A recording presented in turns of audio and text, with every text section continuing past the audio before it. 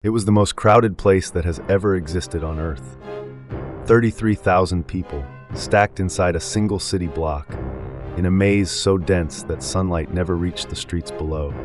No government ruled it, no architect designed it, and in 1994 they tore the whole thing down. This is the Kowloon Walled City.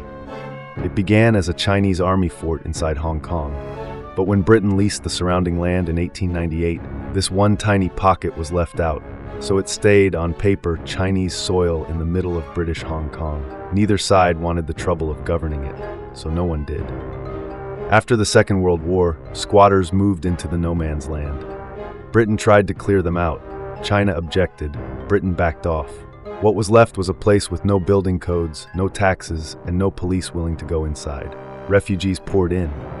With nowhere to build but upward, residents raised concrete towers floor by floor, with no plans and no permits, until the buildings fused into a single solid mass. More than 300 interlocked high-rises, crammed onto an area the size of a few football fields. At its peak, some 33,000 people lived there, packed more tightly than any place on Earth, before or since. Inside, the alleys were so narrow and dark you needed a flashlight at noon. Dripping pipes and tangled, stolen wires hung overhead. The only open sky was on the rooftops where children played among the antennas as jets bound for Kai Tak Airport roared past, close enough to see inside the cockpit. For years, criminal gangs ran the gambling, the opium, and the brothels. But it was also a working town, unlicensed dentists and doctors, noodle factories, hundreds of tiny businesses.